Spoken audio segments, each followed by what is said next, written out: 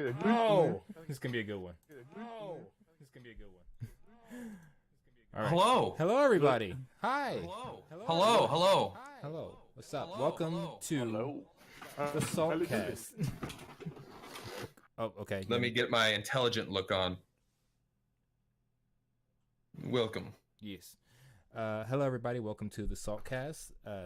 This is a podcast for the Coalition of Salty Streamers, where we talk about random things like video games, movies, TV shows, life in general, arts, mostly video games stuff though, because we're all nerds here. Whatever, it's fine. I'm your host, Asex Soul, and I'm going to go ahead and let my guests introduce themselves. First, we have the other host of the Saltcast. Sorry, go ahead, Perp. Hello. I am the Platypus, and I flex on camera. Show. You got cut out at that last part. I cut out. Yeah, you cut out. I apologize. It's okay. I'm Platypus. Hello. All right, and tell us what you do. What do you stream? How you doing? Or unless you don't want to. This is a free country. Okay, fair enough. Morbid Killjoy, introduce yourself, please. I'm Morbid Killjoy, also the Dude of the North, and I like to stream like old style RPGs, and some newer stuff sometimes. And I'm also one of the co-founders of the Coalition of Salty Streamers. There you go. We got a founder in here, y'all. And last but definitely not least, we have Mr. Rumble Roses. Mr. Rumble Roses doesn't have his camera on, but he's still here. So go ahead and introduce yourself. Hello.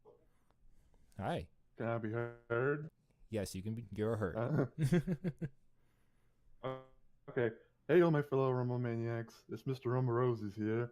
I do not stream like these, like my fellow salty brethren. I mostly do normal video. I'm going to do a lot of mods for the likes of Duke Nukem, but I try to do as much as I can, as much as my people will let me.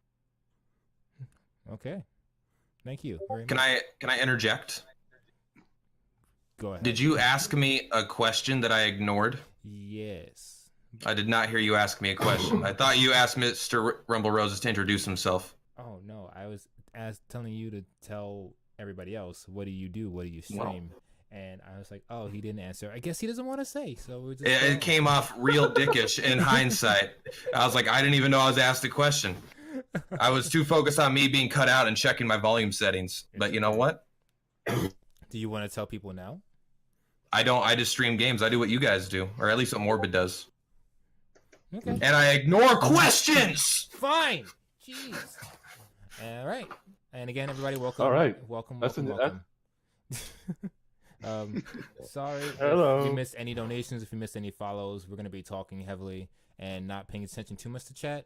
But if someone says something that we think would be beneficial to our topic at the point, we can interject and say that topic or say that comment. Excuse me.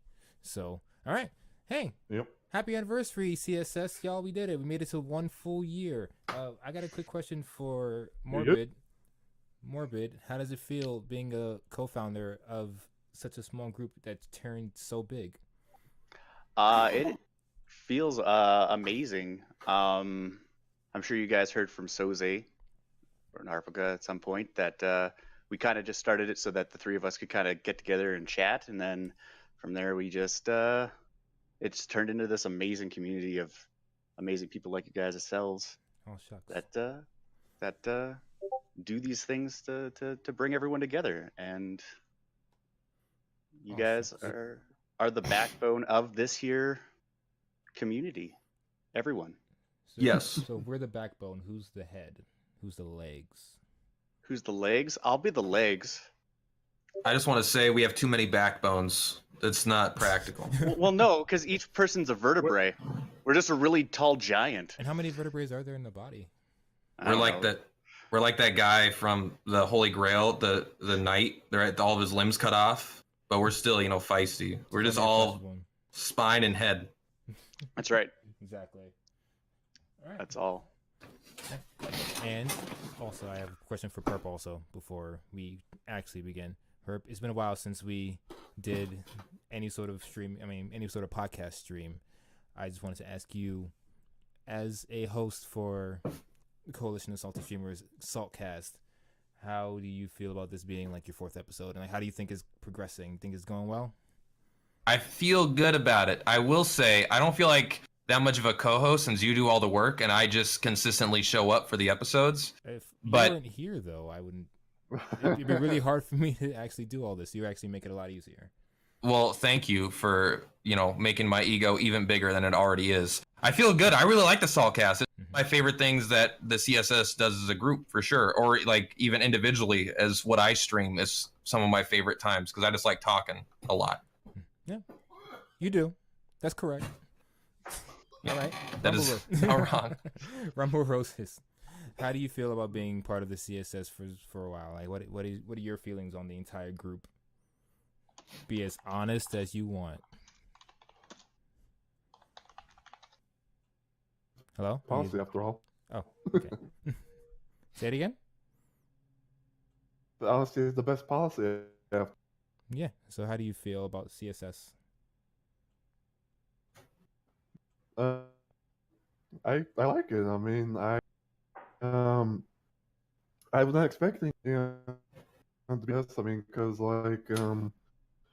originally it started off as just me being for naming that video game tune, which I happened to catch Soulsy Man or Soul do a stream of it, and I remember whenever Onyx the Gaming Machine, a good friend of mine who hosted him, and I went to his channel, and I remember sitting there because Onyx was always telling me about Sasha J, the anime girl streamer. Yeah, we have an anime girl streamer in our But- group also. Yes. Yes. Yeah. I mean, to be a part and got to chat with a lot of the salty brothers and make a lot of friends with them. It's been fun. I'm glad to be a part of CSS. I got a few familiar faces in here as well. But Bink Live, or as I like to call him, Binky Demon. Mm-hmm. We do have another anime girl streamer, and I believe that is Millie? Milliness. Yes, there are two. Oh, So I'm sorry. Yes, I that's did- correct. We do I have did- Millie. It's like an official subgenre of the CSS, Yeah, I think they're two of the only ones in Twitch. Honestly, is that true? Do you guys know? for which? Can you repeat the question? For like anime girl streamers.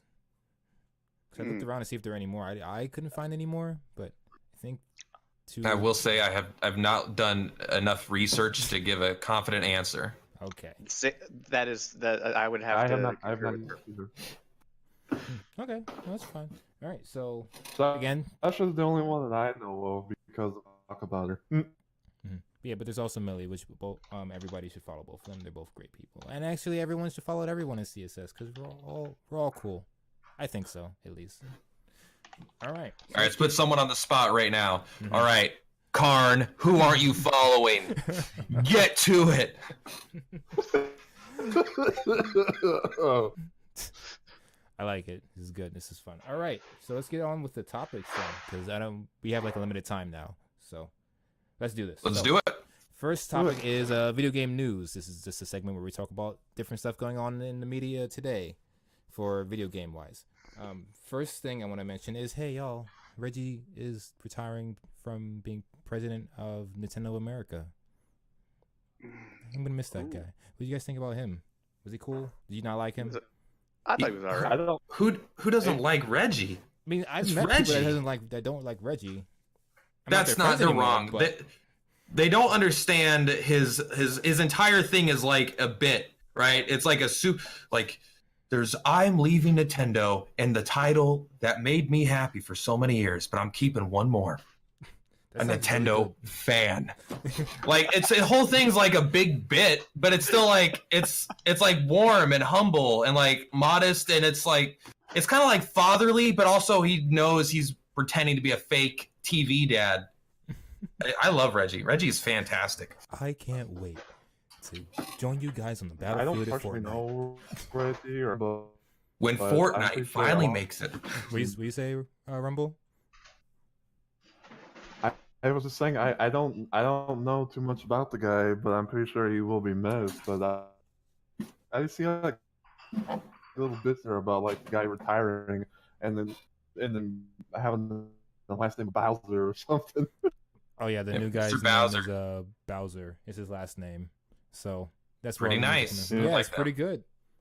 It's... Bowser's gonna be canon, ladies and gentlemen. You just watch. Do you like Bowsette? Like the No. whole entire meme of Bowsette. Like, do you enjoy that idea? As a good blue-blooded American, I am disgusted by such things. As long as no one can see Well, my I- screen right now. Well, I'm just gonna say this real quick about Bowser.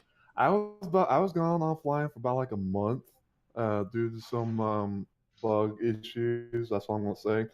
But whenever I managed to get back on, the first thing I saw on my Twitter feed was Bowser. Was like you know, Bowser mix. Everyone was calling her Bowsette. I had no idea what that was going on. And the next thing I know, there's this Rom Super Mario 64K's Emmanuel, I think that's how you say his last name. Please don't kill me. Made a Bowser freaking play as Bowser in Super Mario. What's the name of this guy's mod? What's the name of the guy? I mean, the guy that made the I mod. don't know how you. I don't know how you say his last name, but he goes by Kaze. Like I think it's like Kaze. Okay, I heard Carne first, and I was like, "Excuse me," but okay, Yeah. It was Carne the whole time. But it was Carne the whole time. It was kind of the whole time. Well, yeah, that's how the For me, internet like, works. You leave for about a month, and then you come back, and everything's different. That's, Yeah, I still don't even know the origin of the meme, but It's I like don't old. want to know. Don't educate me. It's I- fine. It's because I okay can't being educate you. mysterious. I still don't understand the whole big chunk. It's another thing I found that too, but it's like I see a fat Bugs Bunny on my timeline, and people doing so many random videos of it. You mean the new fire starter in Pokemon? Yeah, the big Chungus. Speaking of Pokemon, did we want to talk about that at all? New game? As a fan of 21 years of Pokemon, I am down to talk about it. Oh, great. Let's talk about it. So, if anyone doesn't know or hasn't been on the internet for the past 3 days, Pokemon has come Sword and Shield. Ugh. Yes, Yeah. Pokemon Sword and Shield is now a thing. It's going to be coming out later this year, apparently, and we got new starters. We got a new region, Gen 8, I believe.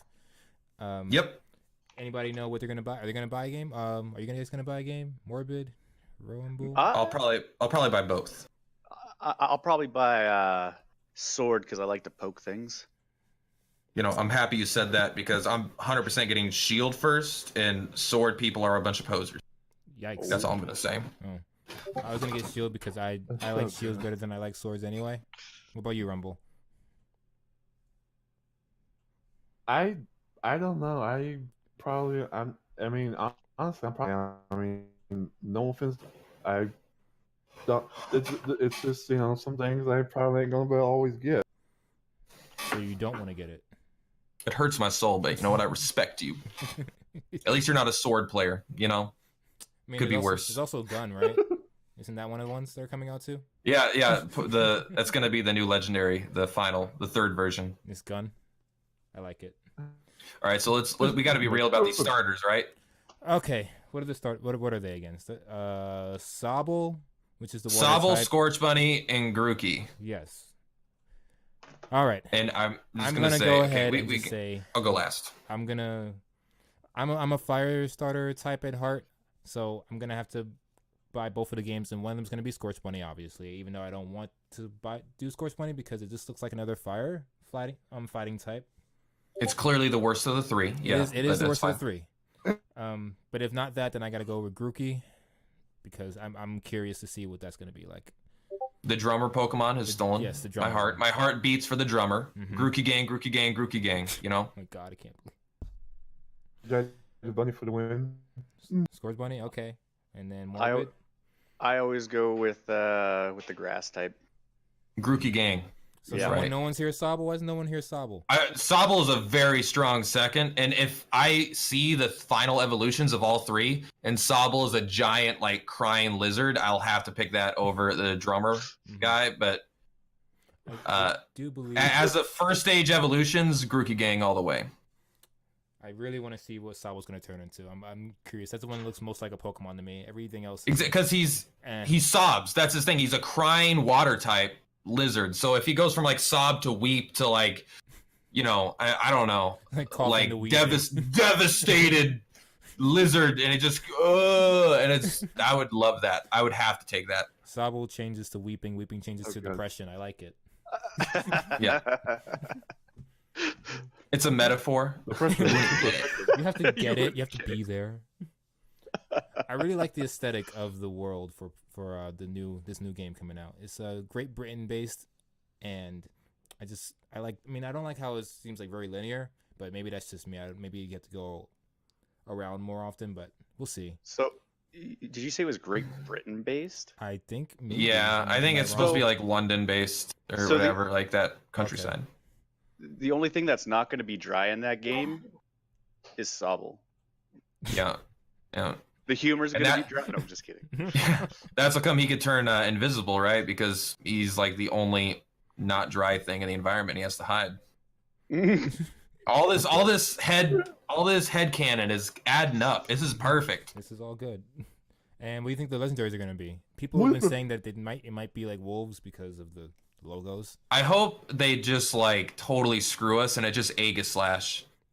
And it's just that stupid sword and shield Pokemon. And then it's like, oh, you get the sword version in this version, you get the defense version in this one. And they both switch into the other one. That's my God. hope. I don't like it. But yeah, so I guess we'll see.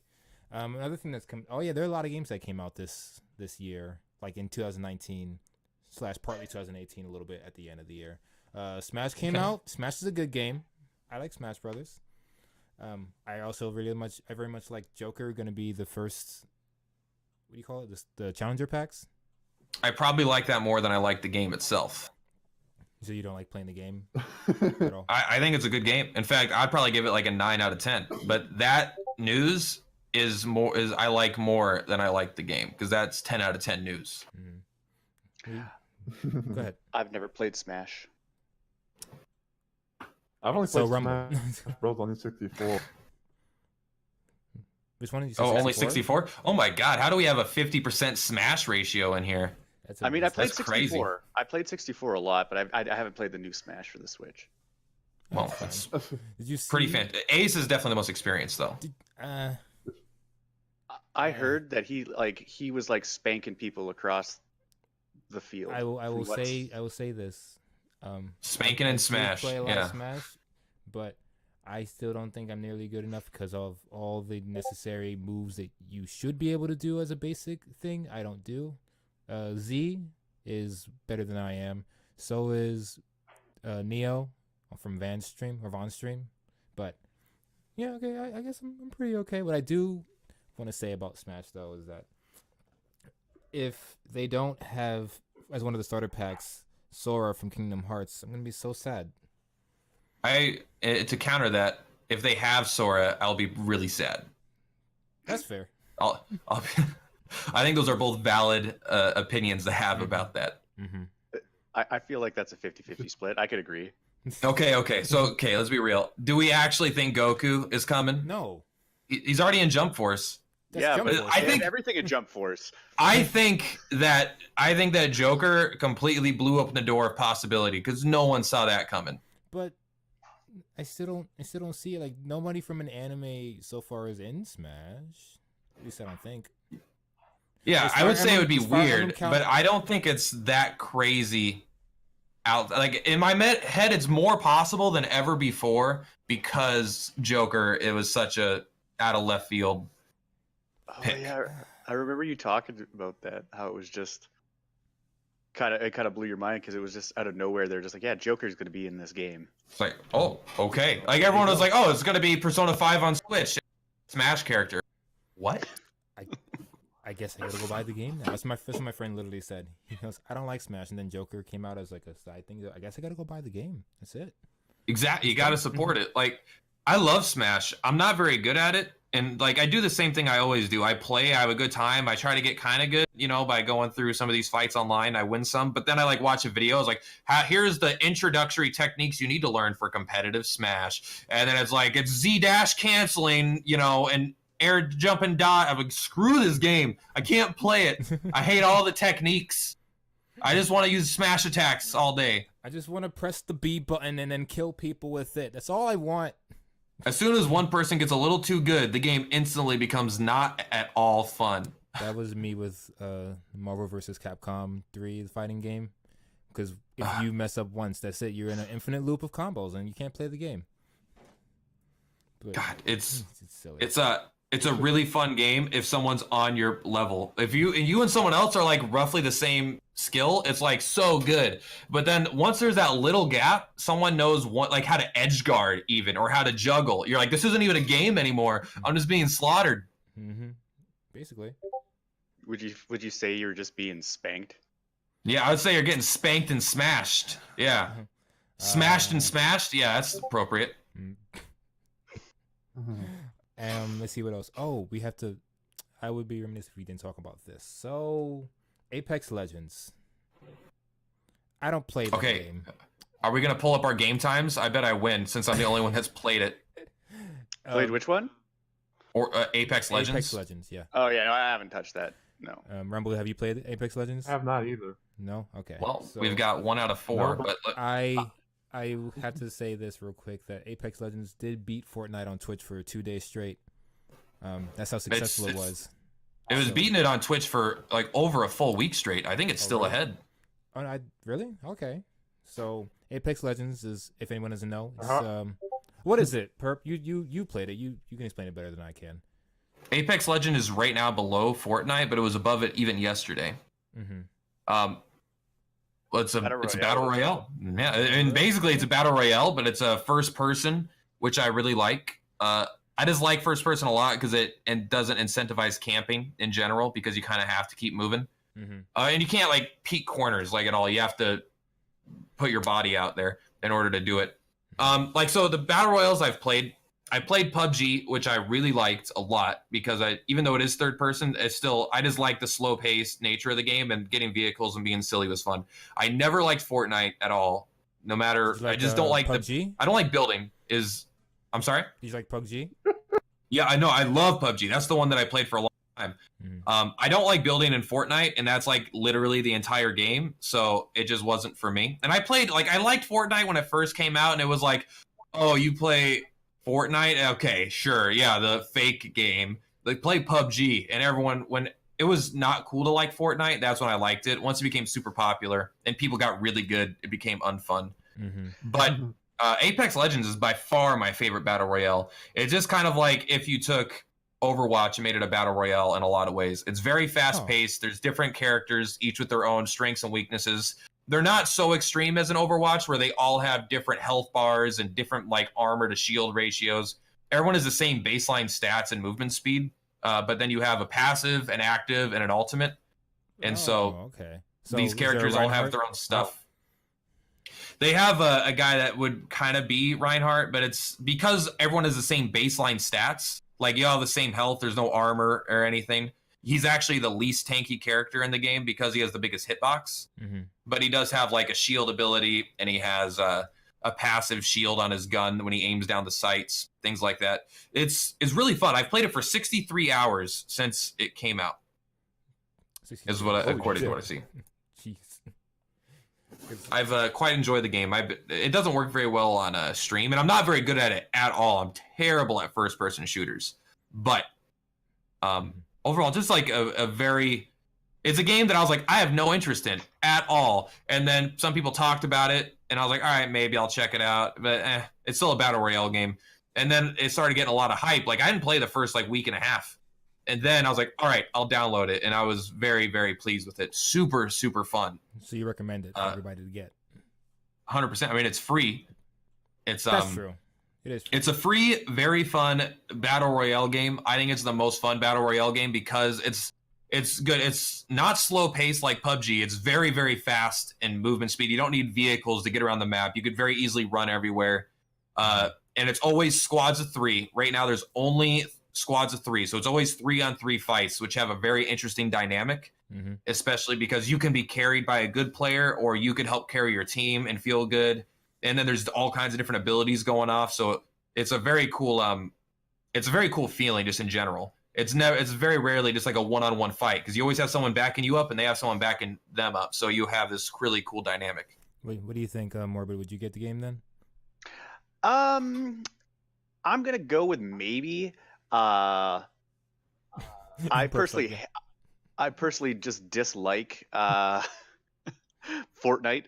Yeah, I agree. Fortnite blows. I never really understood the hype about it. I mean, I know I can understand like why people like it. I was never really good at it, and I played a little bit of it.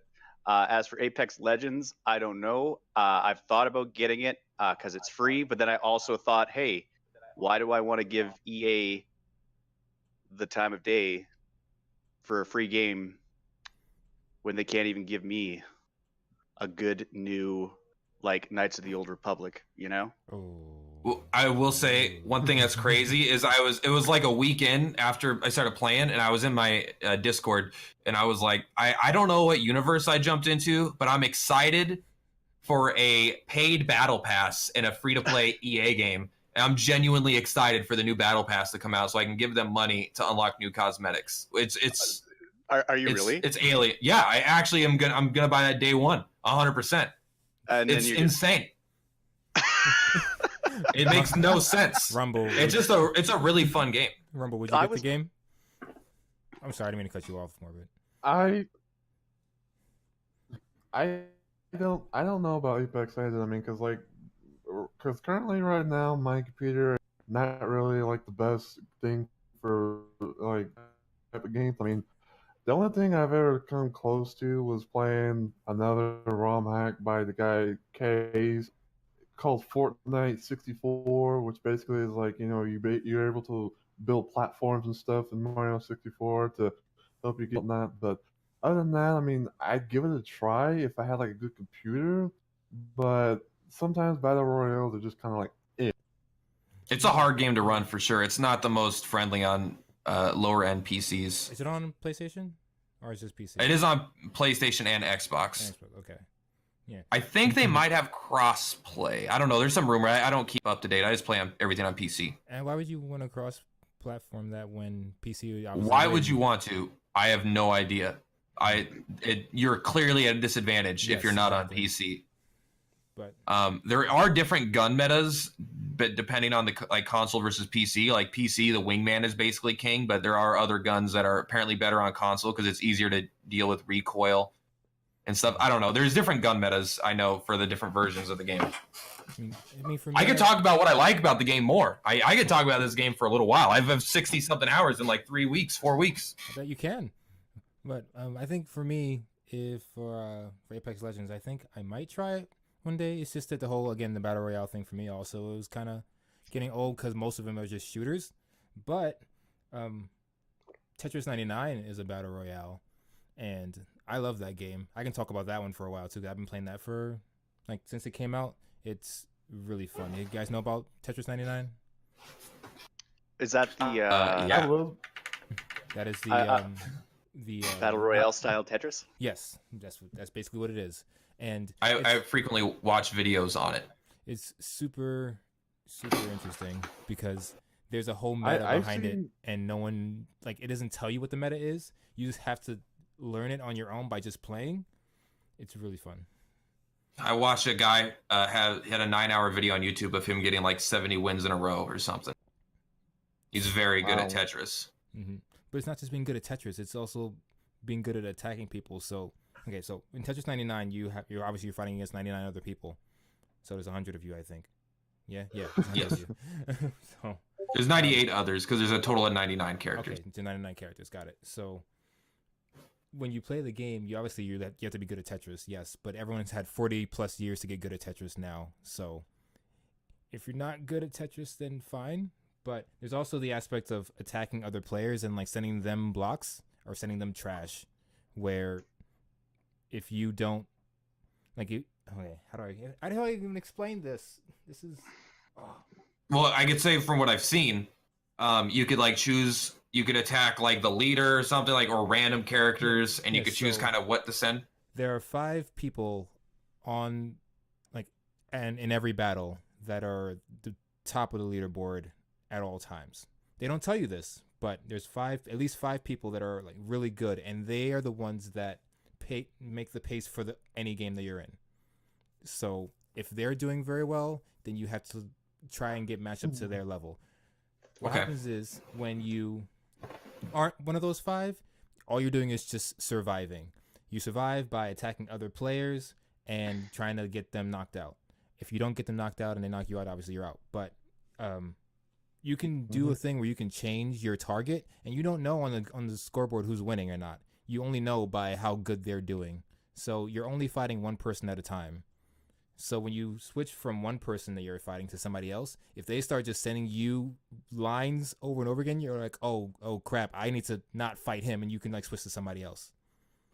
That's how that works. Okay. Nice. So the whole Okay. What? You have a question? No, I'm just I don't know how it works. I'm just interested because the visually, if you've not played it, visually it's impossible to interpret what's going on other than the person in the center playing Tetris. Exactly.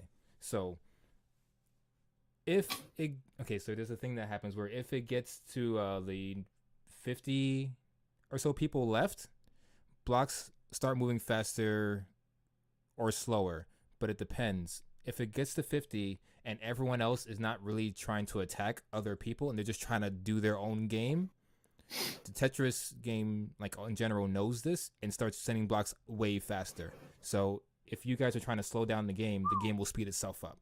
If it gets to 50 people left and people are like actively trying to attack each other, then the game won't speed up. It'll stay at its consistent pace or even like slow down a little bit. So I think that part was pretty cool too. I like that. I've only watched a professional Tetris player like play it where he got like averages like 30 eliminations and he just targets random people. So I haven't seen like the average player what it actually goes like. He was probably one of the better people in like most of those games. Also, if you knock somebody out, you get a medal. That medal allows you to send more blocks to the next person that you attack. So eliminations are important in that regard. If you get one of the people that are one of the top 5, clearly they have a lot more medals. If you beat them, you can take all of their medals. So if they beat like 10 people, but you beat them, you get 11 because that's +1. And so then That's every really time you cool. attack somebody else, they get 11 like lines instead of just 1. I just want to say 2 things. One, I'm happy when it was announced, everyone joked about it, but I'm also happy at the same time. Everyone's like, but yeah, we're going to try it. And then they didn't just half-ass it. They actually put an effort to a stupid Tetris Battle Royale game, and it's good. Everyone likes it. I haven't seen anyone that is like, nah, I don't like it. Yeah, it's Tetris. It's just added What's stuff not to to like? it, you know? And if you don't like Tetris, it's fine. You don't have to play it. But Tetris is one of the best games of all time, just design-wise, even though, the game is so perfectly challenged because you can't like win, but the game adapts to your skill level, but always pushes you to be better. It's also fun. Yeah. So I've been playing that a lot. That's why I can talk so much about it. But have any of you guys besides me been playing it at all or no? Negative. Mainly because I'm really bad at battle royale games. And what about you? I'm just a Rumble? poser. I just talk about Tetris without playing it. It's fine. What about you, Rumble? I've never played it myself, but I see people flips and streams of it. Okay. But yeah, so if you guys haven't tried it out, it's free. So, right? Might I'll as have well. to try it out. Go ahead and try it. Is it only on Switch? It's only on Switch.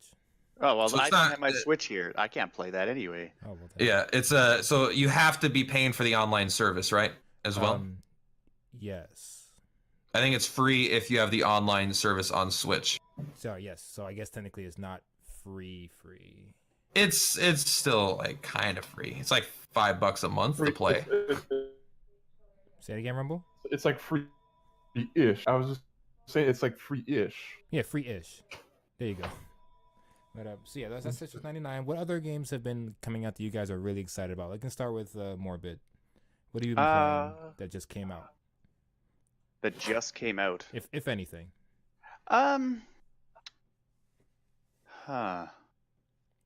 That's a good question. I I mean, let's see. There's God of War. I mean, God of War didn't just come out, but it's fairly new. It's fairly new. I have that. Red Dead. Oh, Just like what are you playing right now? You know, Yeah. that kind of stuff. I just discovered Persona, and I started with Persona 3, and that's from Good. 2009. Good game. I still think number 5 is the best, but you know what? Number 3 is. I a 9 out like of how 10. I really like how edgy 3 is. Like it's edgy. Mhm. Like I'm sure you guys have probably seen that maybe where they They take their little fake guns. Yeah. yeah like, yeah Persona. exactly. They're just like, and like it's just super dramatic, and you're just like, wow, like this guy looks like he needs to be hugged a little bit more Just a little bit. because he looks Yeah. just like that, just a little bit. I will say my favorite part is that every character has their own way of doing it. You know, I know. right in the front of their dome. So like they all have their own personality way of holding their stupid gun in their stupid hand and shooting them. Mm-hmm. An invoker. It's an invoker, guys. It's not a gun. That's right. It's an invoker that just looks like a gun. Yeah. They could have made it any Cool other thing, instance. but it's gun now, so Yeah. it's fine. I've been enjoying that. I did do Dragon. I played Dragon Quest 11. It's probably the newest game that I've played, other than like Fallout 76. But we're not going to talk about that. You don't want to talk about Fallout 76? You I don't? mean, we could bash on it. I don't care. We've talked about it a lot. Oh, okay. Like well then. I remember that one. What was it like? It was like the salty edition of this, where you guys were just like. I think that was our last Oh, episode. yeah, It might that- have- okay, you're that right. was You're right. fucking great. Freaking flip flop great. Oh yeah. Yeah. Rumble, have you been playing anything new recently? Not offhand, no. I mean, kind of more of a mod guy, but I mean, I haven't really been keeping on news of everything, so there might be some that have much to say. No, it's okay. I just wanted to make sure. What about you, Perp? You been playing anything new? Okay. I have been playing 3 things recently that take up my entire life. Mhm. I've been playing Apex Legends because I'm very all in on it right now. It definitely I haven't played a shooter in like years, and so I find maybe like a year because I played a little bit of PUBG, a little bit, but I was never into a shooter for a while, and so Apex is awesome. I'm playing Magic the Gathering Arena, which is a very contrasting title to Apex Legends, but I think Magic is probably the greatest card game, and right now with the new expansion, it is one of the best metas that I've ever played. Okay. And I've been playing Metro Exodus starting a couple days ago, Oh, how's that? which is fabulous. Besides the unexplainable audio issues I've been having with the game, that the game feels great. I'm really enjoying it.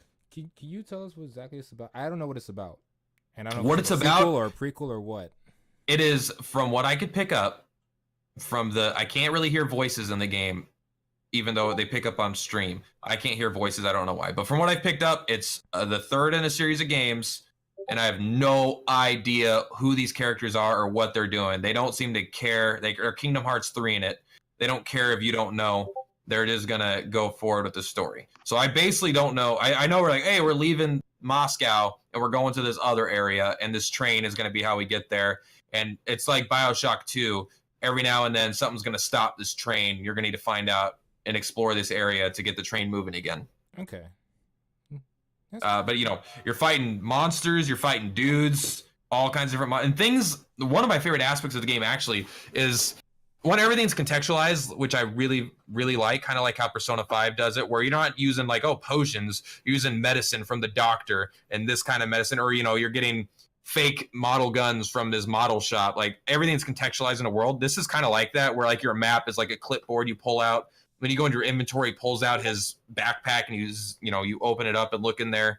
So everything is kind of like feels something this character is doing, but also things die really fast on all difficulties. It seems like I die and like sometimes a guy will just come around the corner, bam, shoot me once and I'll be dead from full health. But enemies also go down like that quick. So it's a very like visceral combat and there's not a lot of room for mistakes, but also it feels cool to like one shot guys like crazy. Mm-hmm. Okay. Oh man, It's very fun. Cool. I guess I have to mention this at least once. But Kingdom Hearts 3 also came out January 29th, 2019. If anyone doesn't know this, I am a very big Kingdom Hearts fan. So when 3 came out, I was really excited. After I played it, I'm not so excited anymore, unfortunately. was it worth waiting the 15 years? No. Yeah, 100%. I'm glad that we got closure for a lot of stuff. Not everything, but enough, I guess. But I mean, there's clearly no spoilers, but I think it's pretty clear they're not done with Kingdom Hearts. They're definitely by the end of that game. They've said it a few times, like in the past, like this is the last game. Xehanort Saga. Yeah, but it's not my favorite Kingdom Hearts game. I would be very interested. I'd be very interested in you and Lanfy talking because he is a huge Kingdom Hearts fan and he really liked it. Okay. He did. He reads all the manga and stuff. Like he's deep into it. He is real deep into it. I have not read the manga at all, but I did play all the games and Mangia. I did read part of the manga, so I guess he's more into it than I am. But I will say that there are plenty of problems that I think the game has that I'm not going to go into now. Maybe I'll just do another podcasting with Lanfy. Oh, I could talk about the things I hate about that game. I dislike the majority of the game for sure. Mm-hmm. I thought there seemed to be a lot of cutscenes. Like that's Kingdom Hearts, though. Yeah, I just felt like the battle sequences were smaller, but then it would go right into more cutscenes. And that's just from what I've seen. I haven't had a chance to fully play it, but from watching Lanfy and other people play it, I've kind of noticed that. Sometimes the pacing is totally crap. Like for sure, you'll have a long cutscene and then you'll like walk forward like 7 steps and like, all right, here's another cutscene when they could have just like pushed it through. Yeah, like just they could done have the whole thing or something. I don't know. Sometimes it just feels really janky the way things are kind of cobbled together when you're going through. Mm-hmm. But that again, Lanfy didn't feel that, so it could be something. But a lot of people do feel that. So I will say that I really appreciate the dialogue now. Like in this third game, I really appreciate the dialogue between Sora, Donald, and Goofy, and how they interact with each other. They actually feel like best friends going on a mission or on a journey together. Yep, I do love their dynamic. Mm-hmm. Their dynamic's really good, and I will. Graphics are obviously great. I don't know why Square Enix decided to flex on their engine, how good their engine looks. It looks great. So I don't know why they needed like a whole scene with that Frozen scene, but I'm not going to talk about that here. I'll wait. I don't know. All I'm saying is Kingdom Hearts 1 still looks just as good in my eyes. Like I like the cartoony style of number 1. Yeah, me too. I think it holds up really well. It does. Yeah. Mm-hmm. But Lanfy put it exactly what I thought is like the first 80% of the game is like not that great. And then I think the last 20% personally, as someone that's semi into Kingdom Hearts, I played most of the main series. It was like really fun. Everything that I wanted Kingdom Hearts to 3 was all in that last 2 or 3 hours. That had all the best fights, like the good boss fights, cool, funny dialogue that was like interesting and crazy stuff happening. It was crazy because normally I like the Disney worlds, and the Disney worlds were all like trashed here this time. Yeah, because they really went. Yeah, they went all out on the Pixar worlds. It seemed like. Even then, I just didn't like any of the worlds I explored. Really, like I really didn't like Toy Story. I really didn't like. I kind of like Tangled a little bit, but I didn't like Big Hero 6. I kind of like Pirates, but none of them were like, this is great. I'm really enjoying my entire time in this world. a lot of it just felt like the entire game felt like a bunch of filler to an anime, and then the ending is like, all right, we caught up to the manga. You know, the manga's now far enough ahead, we can continue the story. So here's the episode with all the things that was worth watching. If on a side note to the Kingdom Hearts thing, like I am pretty sure that Lampy 100% every single Kingdom Hearts game. I don't doubt it. I'm sure I he think did. Like, all the main lines for sure. I think some of the offshoots, no. I think he was working on the offshoots though. Like For- I know yeah. that. Like I know he was like definitely. I think he did. What was it?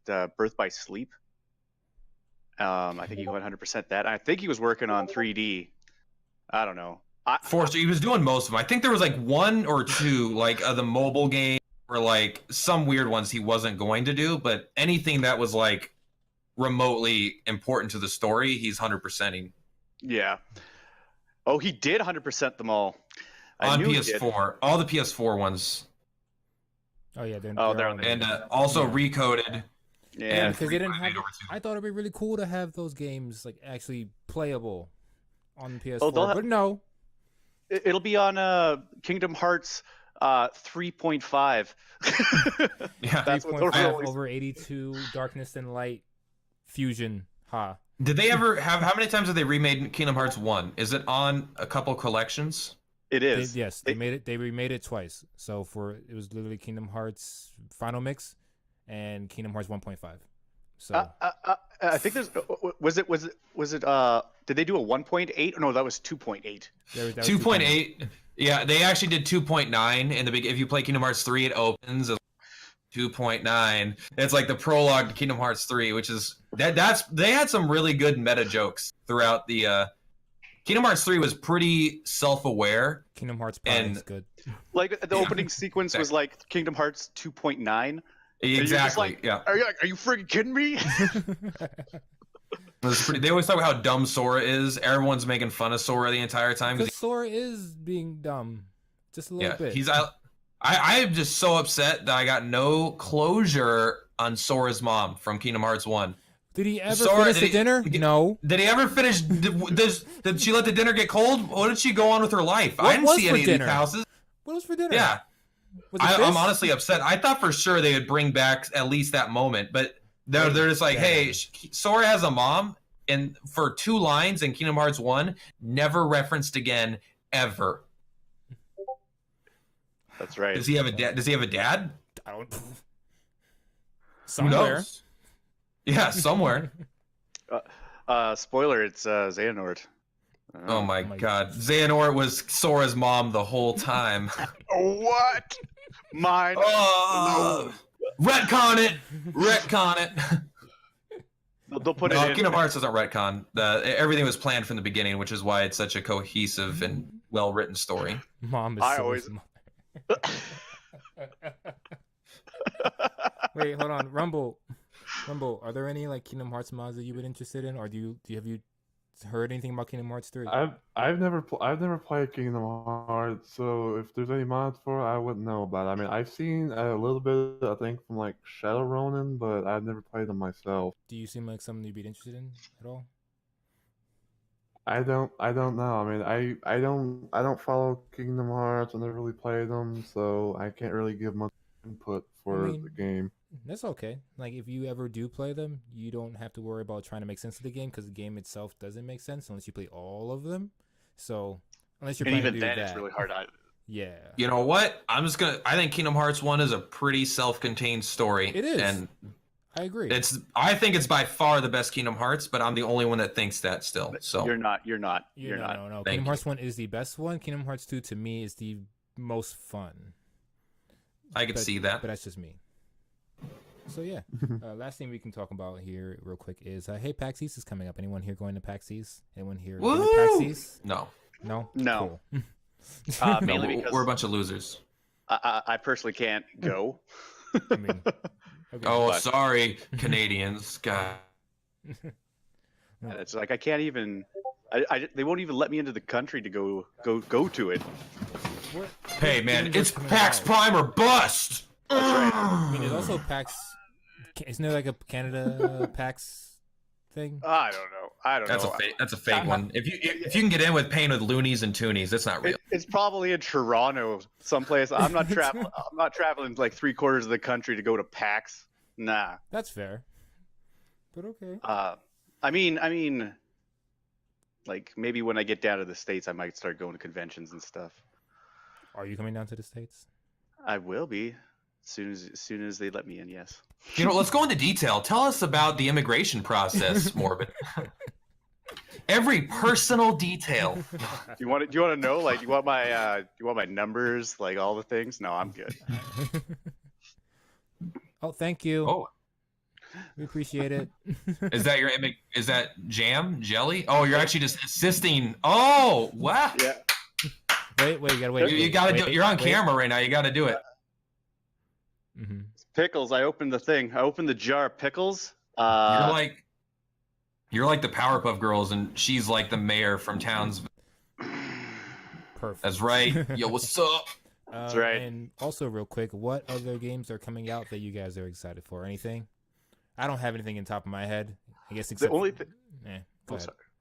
No, sorry. It's okay. I I have have a nothing. list. I have a list. I was gonna say I'm kind of looking forward to like some kind of something for Borderlands 3. Hopefully it's not trash, but Mhm.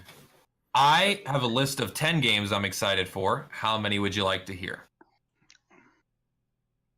5. 5. All right. I am very excited for Switch Pokemon. All right. As I think we all should be. Okay. oh, I'm very, very excited for the newly announced Darkest Dungeon 2, which I don't know when it's coming out. I don't think they've announced it, but I believe it's 2019. Mm-hmm. I'm very excited for Sekiro Shadows Die Twice. ooh, that I'm one's very excited for Cyberpunk 2049 Ooh, Witcher I Edition. forgot all about that one. That one, yeah. I'm ready for I it. I'm totally forgot very, about that one, too. very excited for Fire Emblem Three Houses. Ooh, I didn't even hear anything about Fire Emblem, so That is 5 of the 10 of games that I'm excited for. Let's see. Rumble, do you have anything? I know you don't. You say you don't play many games, but are you excited to watch or see any? I don't really know. I mean, I don't follow like much gaming news, so I don't know exactly. Okay. As, you know, see random stuff or whatever, but I don't know. I don't have a bid. I can give you the one that I'm disappointed that I'm excited for. What is that one? That's the Division 2. I'm a little hurt on the inside that I want to play it, but play it. I'm a little hurt on the inside that you want to play that. Yeah, I know. I didn't play number 1, but it wasn't even apparently that good. But something about it, I'm like, you know what? This one's gonna be different. This is gonna be the Destiny 2, baby. This is gonna be where they get it right. Oh, I totally forgot about Anthem. You just reminded me. Who cares? yeah, that's a good answer.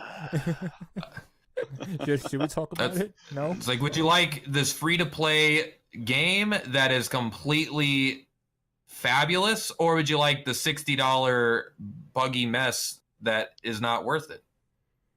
I don't know anything about it, so I wasn't gonna talk about it. I will say, Hmm. I do recommend everyone play Anthem because you can get it for $15. If you give EA $15 for their monthly subscription service, you just get the game. And it's definitely a $15 game for sure. Like, you can get at least 10, 20 hours of value out of it, have a great time.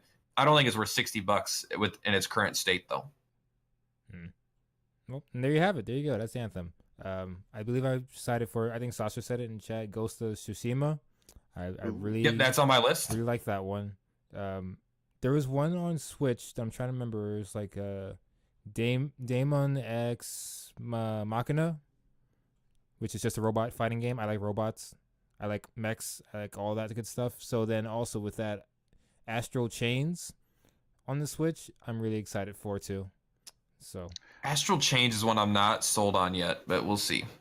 There's Dragon Quest 11 for the Switch as well. Yep. yes. Or- I'm Yeah, not it's like- sure if I cannot decide. I keep going between I need to buy this and there's no fucking way I'm buying it soon.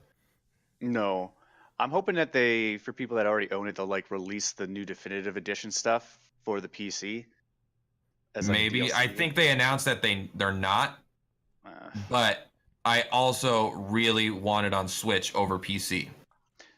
man, I miss my Switch. I need it. I need it in my life. Get a new one. It's a good game console. Just wait for the new Switch. They're gonna announce a new one that you're gonna have to buy anyway. The Switch Deluxe. There's gonna be like the Switch 2.0 Pokemon edition. It's gonna come with the new Pokemon game or something. You can do that. That's probably what they're gonna I'm do. excited. All right.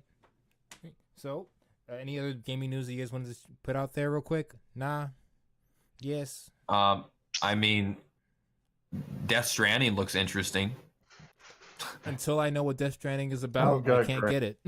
I'm not excited. Oh, but okay. I think one of the bigger pieces of gaming news we haven't talked about, which is at least big news to me, and I know Soze Man, is Link's Awakening, right? Oh, yeah.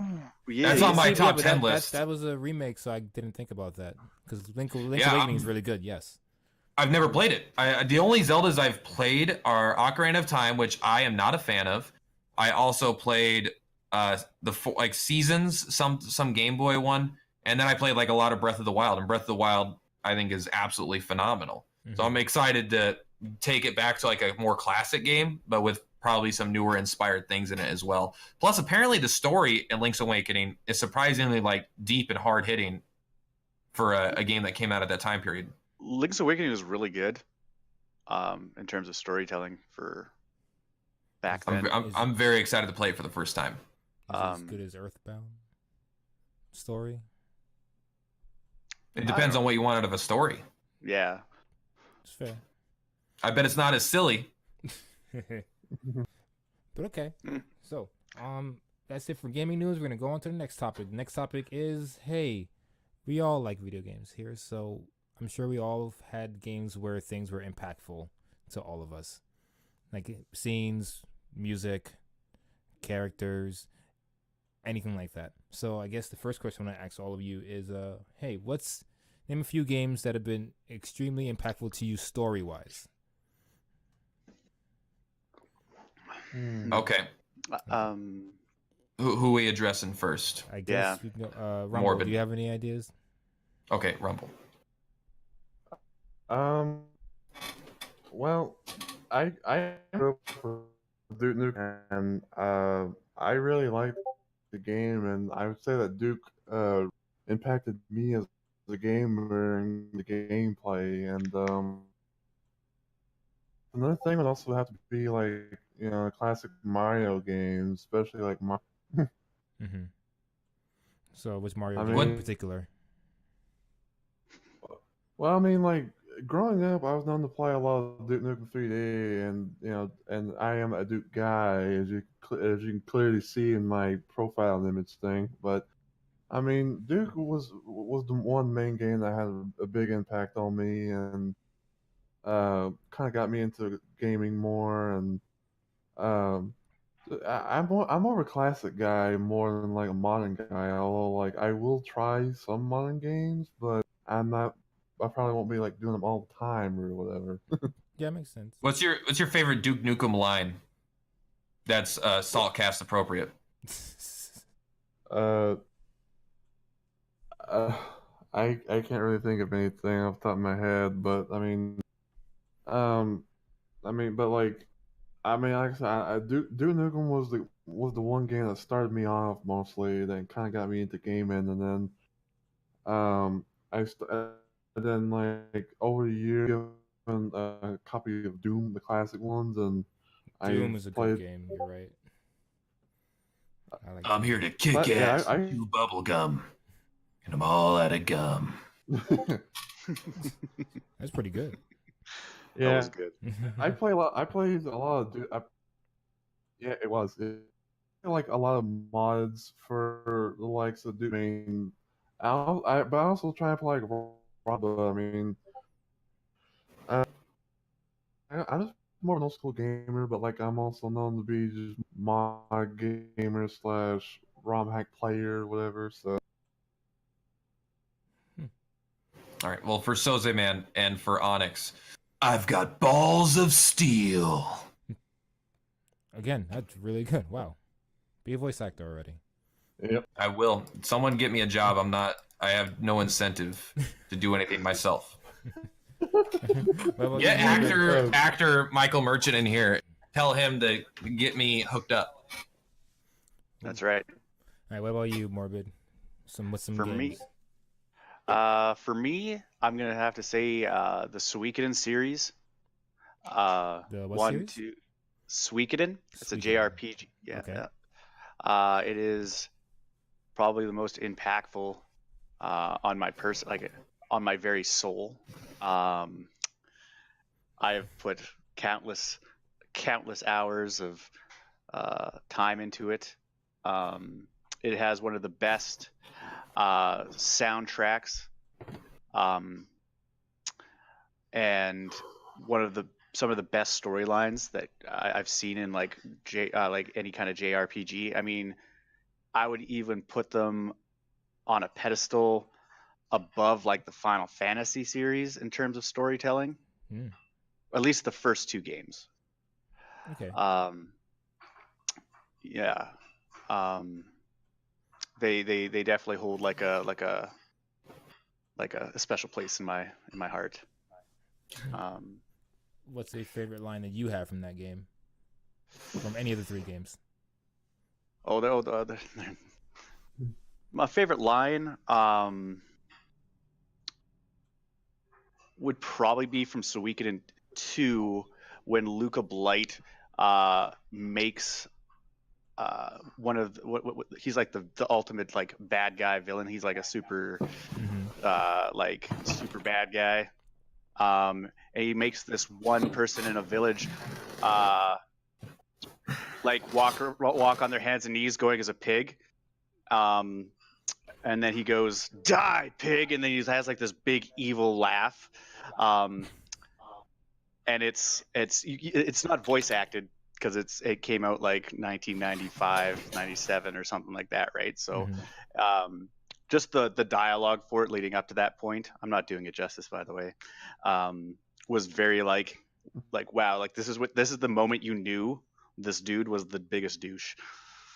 So you need to laugh at that. Like the laugh that he does, you need to do it now. Yeah, as Hapless said there, dance pig. Yeah. So we have an official request for Morbid here. We know the game had a big impact on you, but from what I hear, it also had many hundreds of tiny impacts in the form of a tattoo. Yes, I do have a tattoo from Suikoden 2. It is the Bright Shield rune. I will show it to you. As you can see, That's actually really cool. I like that. Pokemon Shield represent. That's right. It is what the main character uses as his rune for the game. And my brother from another mother has the corresponding tattoo that corresponding rune for his tattoo, which is the black sword rune. Yeah, It's freaking cool, man. That's just cool. Sometimes I see tattoos and I don't like them, but that's the kind of stuff I get behind. yeah. You're not gonna like Suikoden 2 less in the future. No. But the thing is, man, is like I've got a lot of tattoos and I don't regret a single one of them. Not one. Okay. Just Well, saying. that's also good news. I regret nothing. Hey, Perp. What about you? All man? right. So specifically what's most impactful story-wise, right? Yes, story-wise.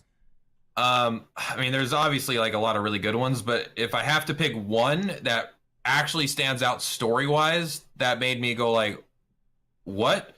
And that's probably the first Last of Us. Last of Us definitely changed what I thought a game could be. And it's to this day why I don't like choices in games. I prefer games that have a strong, well-written narrative that I don't have to influence. That, like, I hate choose your own adventure in games. I really like well-written stories if you're gonna do one. I mean, because most JRPGs are like that, right? God, but like spoiler alert in the beginning when Joel's daughter gets like shot in like the first 10 seconds, I was like, oh shit.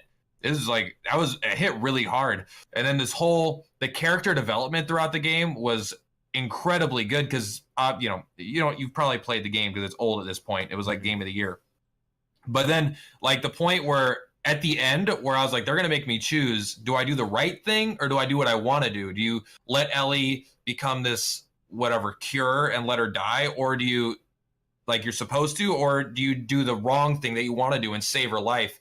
And then you don't get a say in it. Joel just like pulls out a gun and he starts killing scientists and shit. You're like, this is so badly what I wanted to do, but I would have never made this choice. Mm-hmm. And it felt like as you were killing these people just trying to save her, I was like, this is so good. I loved it. That game made such a big impact story-wise. Because honestly, if you were in that situation, I don't think you would let her die either if you got that close to a person. No, 100% I would, because logically that's definitely the dumb decision. But because you're talking about the fate of the world versus an individual, but I didn't want to make that decision, and the game didn't let me. It made Joel do the thing that he wanted to do. That's because he doesn't really care about the world. He obviously cared about this person. Mm-hmm. It felt right for his character, and it also felt good. It was a great ending to a game, and she fucking hates him probably for it. She just doesn't know. We'll find out. Last of Us Part 2. So story-wise, I think the stories that did it for me were the Persona games. So I'm glad that you mentioned that you were playing those games, Morbid, because I like those stories a whole lot for both 3, 4, and 5. I guess I'll say that the one that impacted me the most was 4. I agree. Wait, 4? Okay, yes, well, I agree with 4. Mm-hmm. I really liked the villain in 4, and I liked how it wasn't like it was a very small town, so you can do a lot in this small town and get to know different characters and everything and build up that way, as opposed to like going to different countries and regions and all that extra stuff. But it was a genuine mystery. The mystery solution wasn't that obvious. It was obvious after a certain point, but like you didn't really know until like a certain part where like, oh, okay, I get it now. But I appreciated that story a whole lot. And it has a fake ending. It does. It has multiple endings. The game has a fake ending that it's very easy to get, where you cut off the final like 20% of the game. Mm-hmm. And then it has another ending where yes, it's even like actually true ending where you might not even get that if you don't do something else. I will say that the game at the very end starts getting a little shonen-y for me, where it's like, I'm not the real enemy, I'm the yeah.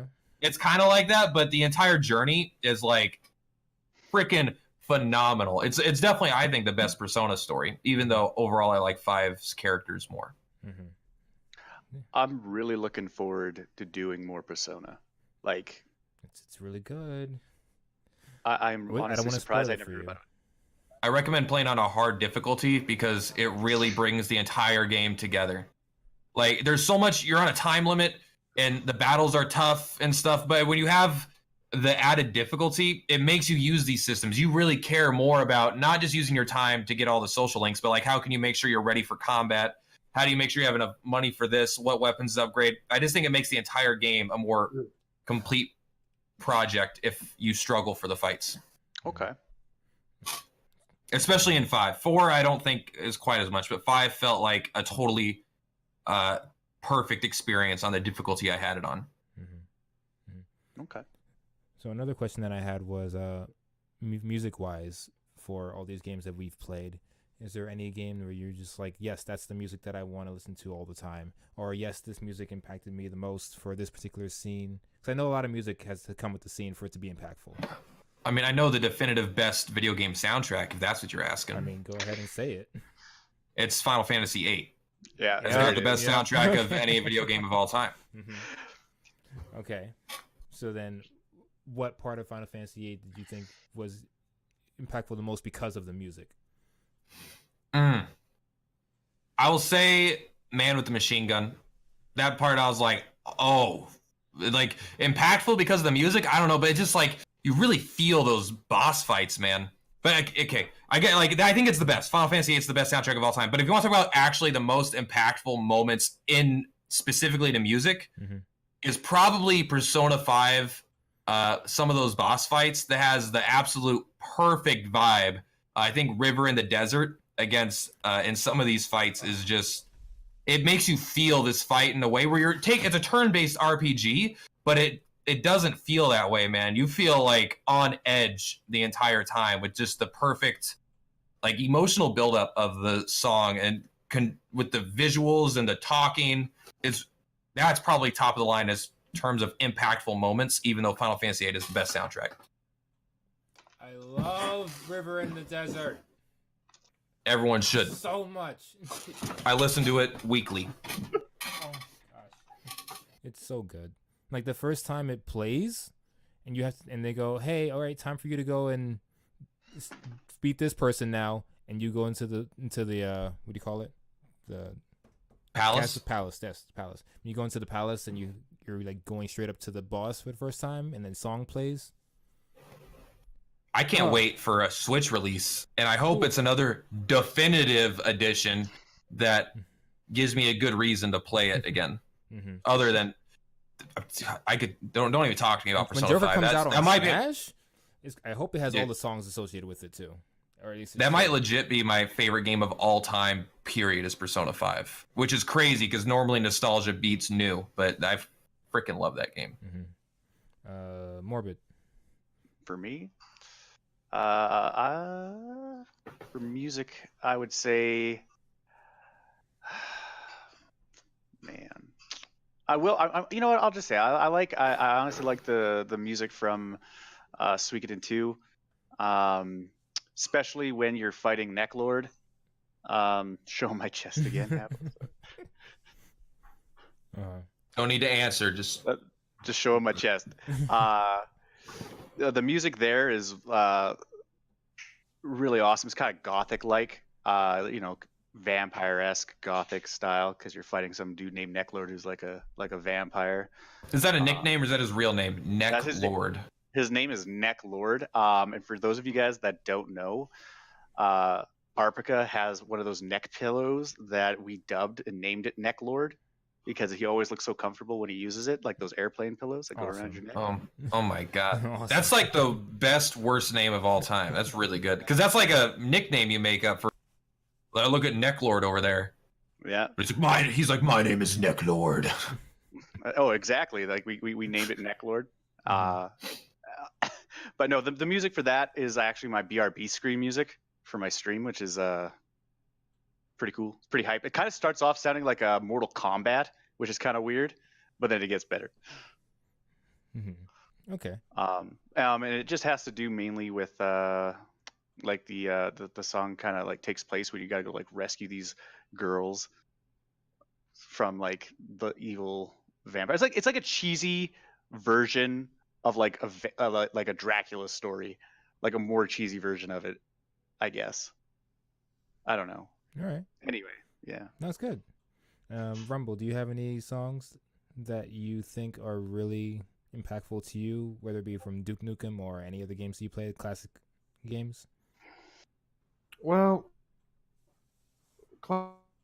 I have enjoyed Duke Nukem 3D's music, especially what's funny is Tell tune.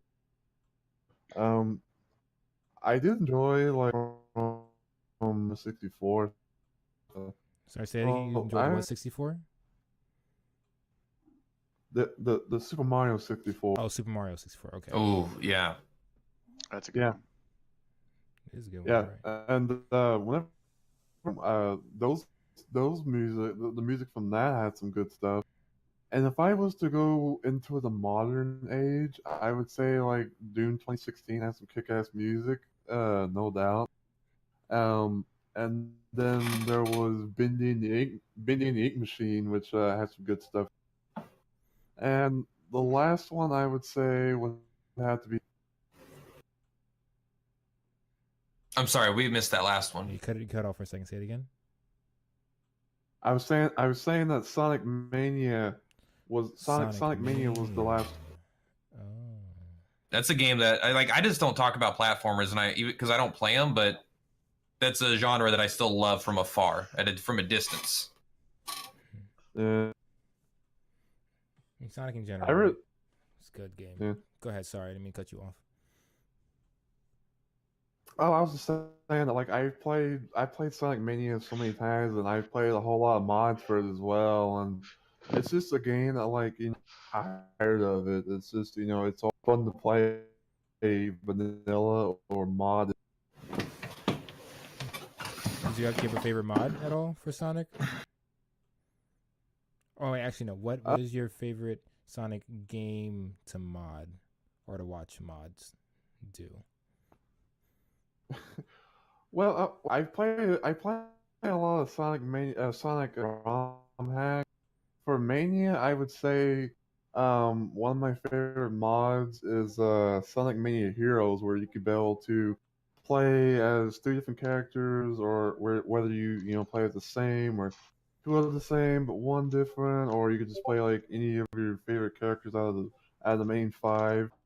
The main five? Or well, yeah, because there's three characters mainly, but with the Sonic Mania Plus, you can be able to play as Mighty the Armadillo and Ray the Flying Squirrel. What? Where? What? Huh?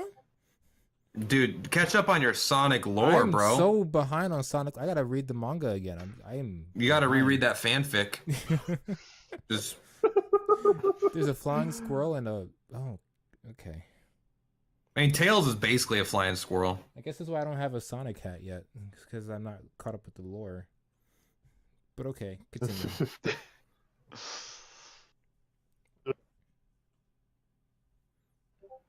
Rumble? I'm good. I'm done. Are you doing okay? I was thinking when you were saying stuff about Persona 5 that another one of the games that I think are impactful to me, music-wise, is Shadow of the Colossus. Yeah, I haven't played it, but everyone loves it. It's just really straightforward and to the point. Like, you go and you fight these colossi. That's it. But every single time you go fight one, it's always a brand new experience. It's different, except for two of the colossi are way too similar for me. But whatever, it's fine. But Yeah, it's a cool boss rush game. Yeah, I just love that exactly. idea, man. That's such a good. It's a literal boss Such a rush. good concept. Literally, because that's all you do is just fight bosses. But the music is called Shout of the Earth, which already is a cool name. But Hell yeah! I really enjoy This shit sounds like a Lord of the Rings book. Mhm. When I was playing it for the very first time when I was younger, I was blown away by it. I didn't beat it that time because I was bad at video games. I still am, but back then I was bad and I couldn't get up to the last boss until like a year later. But even so, like, that last boss was also good. Oh, and the twist ending at the end of it. It makes me sad that The Last Guardian didn't have the same impact for me. I think most people didn't like Last Guardian, Yeah, it's not but that great. I mean, if you're comparing it to like the previous games, yeah, it's not the best. But what can you do? You know. So then I want to talk about boss fights. So oh man, there's Yeah, good yeah. boss fights. yeah, there are. So I don't even know where to start with this. So I'm just gonna go ahead and say let's just start naming boss fights that we really, really liked or enjoyed. So anyone can Liked, go. enjoyed, or impactful. I don't because I won't say the ones that are impactful are liked or enjoyed most of the time. Okay, how about the ones you liked or enjoyed first? Well, all boss fights are fun. Mm. Like, give me a That's- second to that's think. Not completely true. You got like a plethora of games to pick through. Like, There's I so know many. So many. That's why. I said You know what? just name them I all. will say, really like beating Gary and Pokemon Red at the end. Your rival. I like beating that's a Lance. great Lance's theme is really. Oh, the Pokemon theme for the gym battles for Pokemon Red. I like those. I can't pretend I listened to the music very much. I was too young to listen to back then. Plus I played with no sound on my Game Boy because I thought it saved battery life. Mm-mm. Okay. Does it? I don't know. It maybe. Birdo, the most evil boss ever. I believed it. Bowser is a good boss for a few Mario games, hmm especially in Odyssey. I like Bowser in Mario Odyssey. Also, the random Dark Souls dragon that he has in the game. Yeah, he has a Dark Souls dragon in Mario Odyssey. Trying to think of the most fun boss fights. Any? Well, I mean, I can think of boss fights that I just are super impactful. Like, Sure, go ahead. Final Fantasy X. on top of Mount Gagazet fighting Seymour up there. Mm-hmm. Jeez, that fight just spanks you if you think you're playing Final Fantasy X. Then it comes along just like, this is what we're doing now. Mm-hmm. Every time it's like, oh, you have a summon? Oh, sorry, instant kill. Oh, instant kill. Zombie full life, instant kill. I was like, that you have to develop a strategy. A lot of the times before that, you don't really have to, but that's a fight in that game that as a child who tried to brute force everything, the game was not having it at all. Nope. I was about to say the Persona 3 boss, but I forgot Morbid's playing, so I won't say it. But I like it a lot, so I can't wait till you get there. It's gonna be really fun. What else we got? Kingdom Hearts 2, Xemnas. I don't know which one that is. He's the final boss. He's the final. He's the one that has gray hair and it's like this long or something. If you play Kingdom Hearts 3, so you know what he looks like. I can't remember their names. They're all the stupid. I don't like anyone in the organization. Me. That's fair. But I like Kingdom Hearts 1, and then I deal with the rest. Ansem from Kingdom Hearts 1 is fun. Ansem is pretty fun in Kingdom Hearts 1. I really like the juggling out of those bosses. The juggling what? The juggling boss at the end of Alice in Wonderland's world. Oh, that one. And then it's just this big guy, he's juggling, and he has a really long head. Mm-hmm. I remember that game very well because I've beaten it like 10, 15 times. Mm-hmm. Ansem fight, but also Riku is too.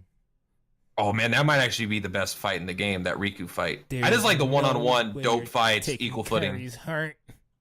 Yeah. Basically every boss fight in Legend of Dragoon that ends with you getting where you get the final hit, and then you're waiting for that pause, and then Dart comes up, ha! And then that one time, like Lloyd or whatever, just like ching. You're like, what? God, those moments in that game, like I'm still thinking. I always think of the snake when you're on your way with Lavitz and Shauna to the King Albert's whatever town the first time. And you fight going through the tunnels, and you fight the snake, and then you finally get that last hit after being poisoned, and Dart runs up and slashes it, and then it comes back alive to get Shauna, and she freaking flip-flop erupts.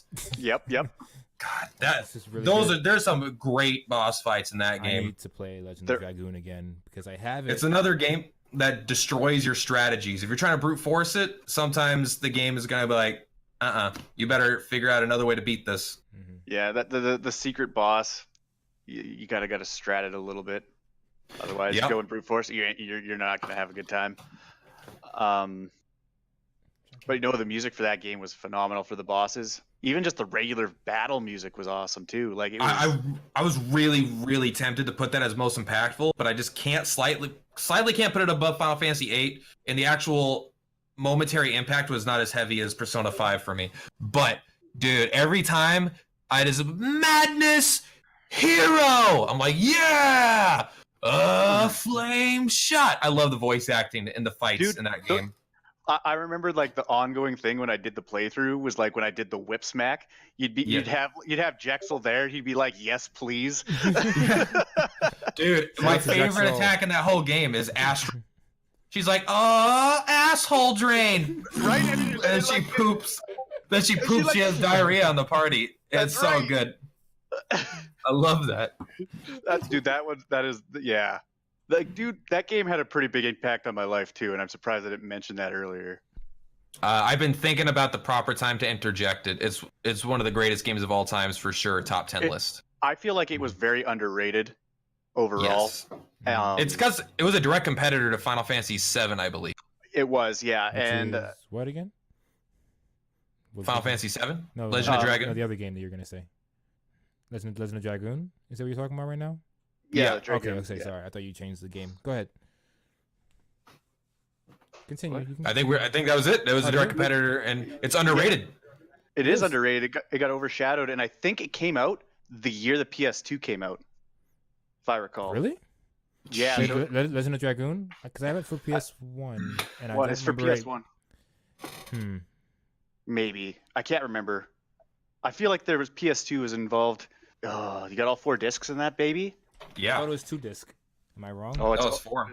Oh, she's a big 4 disc beauty. It's a 4 dicks sexy lady. I can't say it. I'm sorry. I can't say discs today.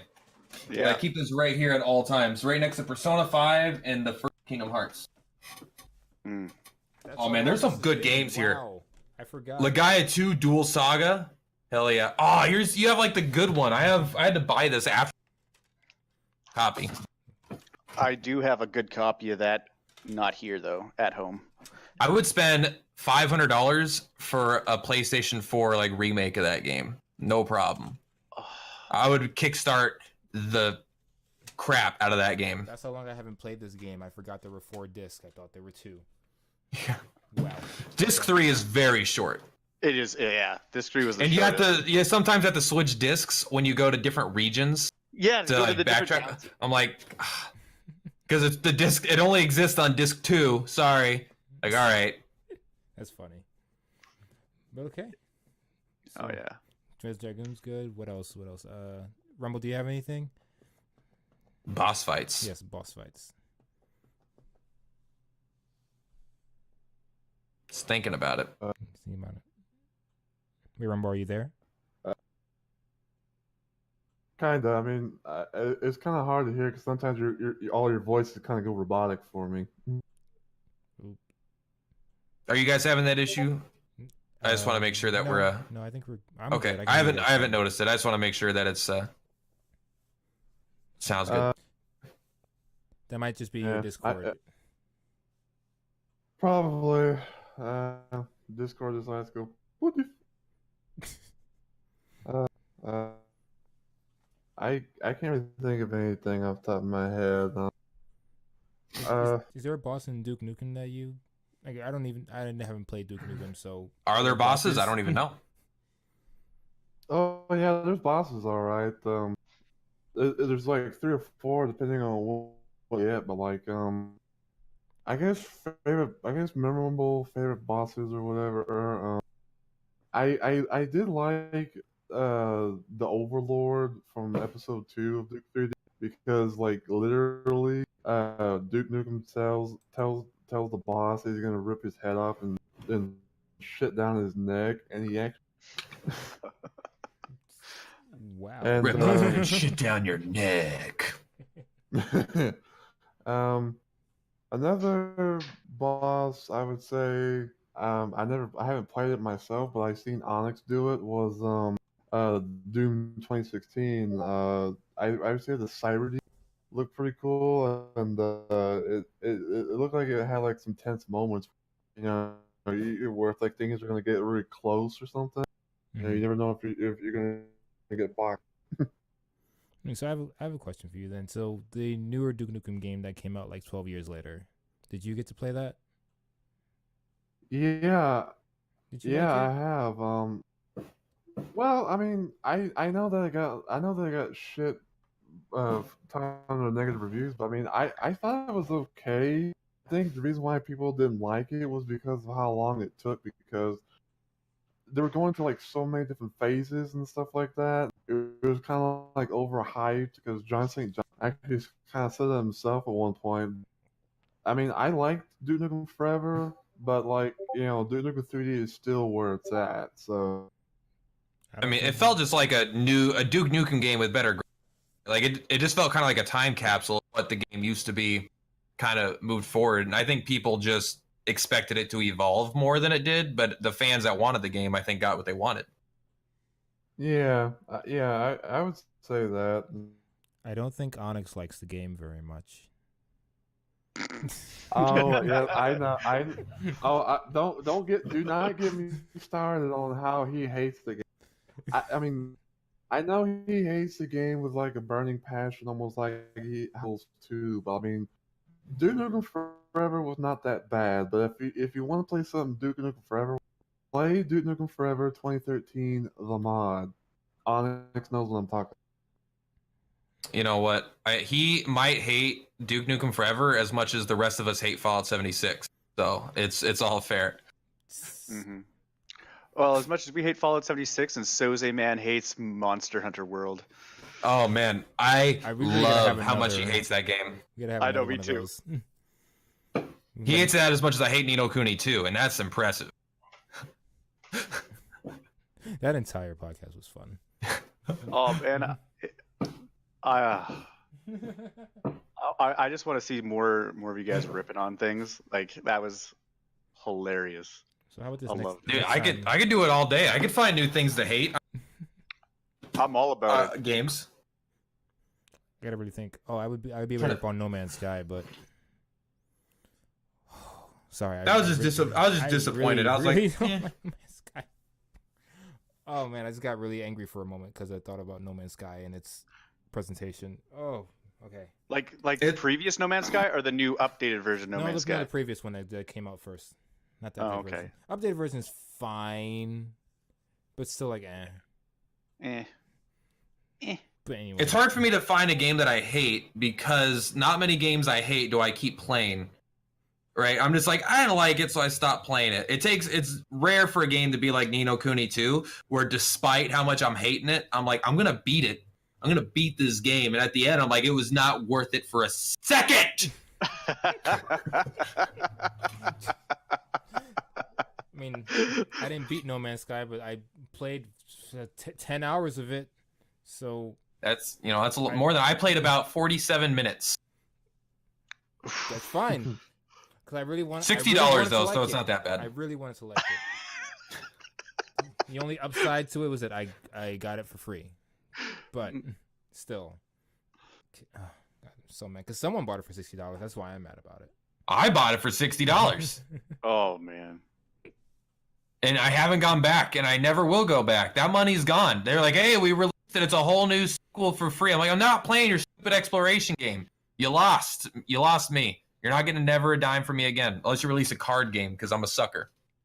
The No Man's Sky card game, I'd be like, all right, okay. Same thing with Mass Effect Andromeda, I guess, for a lot of people. Oh, man, Andromeda. You know what? I don't hate Andromeda, but it deserves the hate that it got, for sure. Oh yeah, I didn't hate it, but it definitely deserved the hate for sure. Yeah. It's not the most fun game. It's not the best well-made game, balance-wise, character development-wise, any aspect. It's all pretty much disappointing. But I just can't be that mad at it after Fallout 76, man. Like, it feels like it's way better effort than that. Daleks. Oh gosh. I'm trying to think of any more boss fights. I do enjoy the music from Breath of the Wild. The boss fights in there, like, I mean, it's not really boss fights. It's more just like, no, the Ganon boss fights were boss fights. So I did enjoy the. None of them stood out to me, really. I really wish they were just. One of my biggest gripes of that whole game is that the bosses were not more visually distinct. Yeah, they're all just black like goo. Or with yeah, they're all just like, and I understand lore-wise it makes sense and for the story, but they could have done whatever they wanted, and I wish they would have had more visual differences in the bosses, because that game is basically, I think, might be also one of the greatest games of all time. Like, for me, easily, it's one of the greatest. Mm-hmm. I can't believe that and Persona 5 came out in the same year. That's absolutely nuts to me. I'm trying to think. Oh man. One more. Can everyone think of one more game for another boss fight? Yeah, for one more game for. Oh man, I can think of good boss fights. Just look at your games and just see. I'm looking at the games behind me right now, the ones that stood out. I mean, there's so many in Final Fantasy X. There's a lot. I'm trying to think of like of emotional connection to a boss fight though. Because it's not just about difficulty. Because I want to go to difficulty. Well, the second palace was very impactful for me because I got spanked 10 times in a row, and I was like, I should lower the difficulty, and I was like, I'm not doing it, and I got through it, and then it just made it was good. Like Dark Souls has a lot of memorable boss fights. Right, that's like the entire game is walking from boss fight to boss fight. Yeah. There's a lot in between, but that's the part that stands out. I do got the same headphones. Okay. I've done the most talking. Morbid, your turn. Pick one boss fight of one game. You're down there on stream. One boss fight of one game. Oh gosh. Rumble, you can think of one too. Kefka is a good one, actually. Yeah, I know. I was trying not to say that because he already said it in chat, but Kefka was a good boss. Had a good music for that. Final Kefka fight. Yes. Kefka was like the most evil villain of any Final Fantasy ever, and I loved it. He was evil for the right reasons, like, you know, Batman's Joker, just because. Just because, exactly. I like that. I like Kefka. That's a good villain. It is, yeah. Hot damn. Oh, goody gosh darn. You're making me think here. Lavos is pretty cool. From All right, don't worry, I got Trigger. Oh yeah. You know, I'm gonna say it. I did like the final music for Sephiroth from Final Fantasy VII. I think that's probably better than the bad guy theme of Final Fantasy VIII. Love. I mean, it was pretty impactful and intense. Like you went through all that ordeal to do that. I mean, I still not like, you know. Anyway, yeah, we're not gonna get into it. You know, I'll say it's super impactful is maybe, I guess it's not a boss fight. I was just thinking of BioShock 1. I was thinking of Daddy? like the twist in BioShock 1. That's big. The first Big Daddy. Oh my god! You know what? That's not a boss fight, but that's like a boss fight kind of. I actually remember that is one of the most impactful moments in games ever for me. When I first, they're like, "All right, it's time to take down a Big Daddy," and you see this guy and he's like, and I was like, "All right, I got it." I stood up with a wrench and I just smacked him, and then the whole screen shakes, it twists. His eyes turn red. He knocks you back. I'm like, what's happening? And then he jumped forward to this drill and killed me instantly. And I was like, dropped my controller. I was like, oh, I'm not playing this anymore. I was very scared because I was young when that game came out, and that shook me to my core. That, man, geez, I'm still scared of Big Daddies a little bit. Did you enjoy the BioShock Infinite? No. That game blows. Ooh, another thing you can talk about for Saltcast. Anyway, continue. Yeah. Morbid. Go ahead. You were gonna say something. Oh no. It's probably a good time to move to mystery topic. If we only got a couple, like 10 minutes left. Oh my goodness, we do. All right. Hey, mystery topic. So if anyone in chat doesn't know what mystery topic is, it's just a topic that I make up off the top of my head randomly, and I'm gonna ask everybody here on the Saltcast a question, and make maybe even a scenario, and they have to do their best to answer or just go with the scenario. Okay, so the mystery topic, since we were talking a lot about games that we do not like, I'm assuming that we also understand like why we don't like these games, or the aspects of why we don't like these games. So do your best to, all three of you, think of a video game that you don't like, and then take the aspects of the game that you don't like and come together and make a video game from that. All right, so we each gonna pick an aspect, something we don't like, a thing. We're each gonna pick our own aspect Yes. that we hate and that makes a game bad. Yes. And all right, Morbid. And then everybody come together and just make that. We're gonna make that into one giant pile of dookie. Yes. You can get really funny and weird, and it's like, I hate Bad Enemy, like, you know, I hate the poop shaped monsters in Blue Dragon. It's like, all right, now we gotta have poop shaped monsters. But overall, Morbid, tell me, what do you hate in the game? What I hate in any game, like overall game. Yeah. Like, tell me. Or like a specific game. It does. I don't think it matters that much. We don't have to say what the game name is. Just an aspect that from that game that you're thinking of that you do not like. I dislike a lack of storyline. Lack of storyline. Okay. That is like my biggest thing. Dark Soulsy, like, where it's super obscure, or more of a storyline that's good. A storyline that's not good. So like they went out of their way to like make the graphics look really good and shit, but they don't take the time to add a story to it that's like got some meat and like some substantial moments in it. It's just, hey, do this thing, go here, you know? Like yeah. What game are you thinking of specifically? Oh, man, any game that's been released for the most part in the last 10 years. Yep. You know what I mean? Like there's been a few like the Dragon Quest games that got some decent stories to it, right? But they're JRPGs. I don't know. Even some of the like Final Fantasy 15, I didn't really enjoy the story for that. I feel like they kind of dropped the ball. All right, so bad story or lack of story? Both. They I feel like they're No. one and the same. Yeah. But I mean, like, people will say some people love the story of Dark Souls, and there's no story. It's all through like text you read. It's not actually presented Just to from, you. like, It's like, items. Oh, lore. Yeah. Lore. Okay. yeah, well, that's like more of a lore-based story. yeah. But I don't think you have an issue with that. No. I do. I don't like that. But I don't know. I've never really played Dark Souls. I know. I'm sorry. okay, well, they don't tell you anything. You just are playing the game. Then you get Okay, to the yeah. end, you're like, okay, that's it. It's supposed to be a story-based game, And RPG it's style. and they just don't go. Oh, okay, yeah. Yeah, it's trash. I agree with that. Yes, Mhm. that's my thing. I'll let you go next, Perp, and then Rumble, you can go next. After Okay, there's so many things about that I can make me hate a game. Okay, well, how about from- this? Let's see. No, I could narrow it down Okay. to two that I stand out the most. Characters that are super underdeveloped, that they pretend are more developed than they are, Final Fantasy IX. Or to not throw shade at anything specifically, that is a little easier to do. Just balancing in a game that is done terribly or is too easy, where a game has 100 systems. You could do this. Kingdom Hearts is a good example. Kingdom Hearts 3. You could do this kind of attack. You could do this kind of attack. You could do this kind of attack. You could do this kind of attack. But then all the fights are too easy to ever require any of that. Like, you never need to use anything they present you with.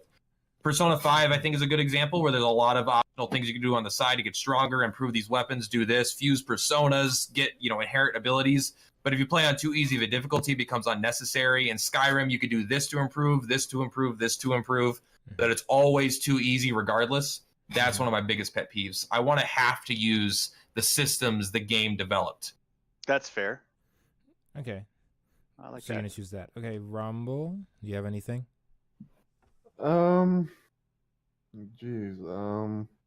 Well, I think the one thing I probably don't like about some games is like, when you're in such a big ass open world and you have to like often sometimes backtrack. I never did like that in the game Turok, even though like I have both games on Steam. And I guess another thing I hate is lack of like I hate having to like try and find a good source of like health, ammo and stuff or weaponry. So you, Sometimes I so you kind don't of like hate running like out of ammo? somewhat. I mean, like I like to have a decent amount of stuff before I go in and and do whatever. But I also kind of hate a lot. Okay.